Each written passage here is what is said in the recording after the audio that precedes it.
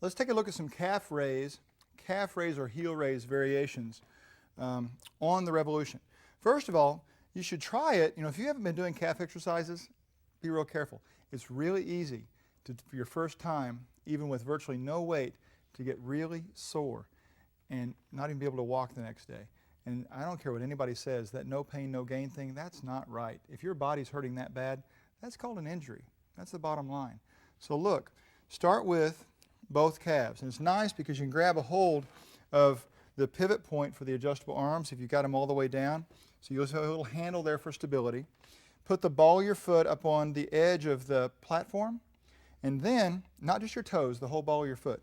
And then slowly use your calf, tighten your calf to lift your heels as high as you can.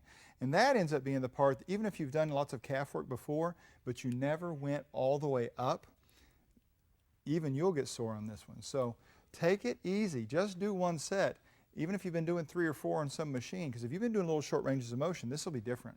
So notice how Josh tightens the calf, goes all the way up as high as he can. Even when he gets to the top, he keeps trying to tighten that muscle tighter and tighter. It's that control that makes things really work well, folks. And then he works on the way down. He controls it down. He doesn't just flop to the bottom. Then he retightens his calves and comes all the way back up.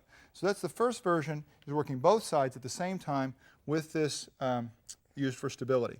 Now the next one would just be, I think even before the resistance though. Yeah, let's just wait, because if they've only done 2 of them before, both sides at the same time, then let's just go to 1. The lying leg curl is performed. So now he's just going to stabilize on this one side, and he'll do the other one later.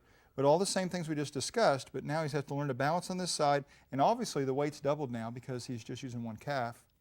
And even after this, if you still need resistance, go ahead and adjust your handle to the closer D-ring to the grip, and then you can have a little bit of resistance while still having some stabilization from the machine over here, and a little bit of resistance pulling down and forward.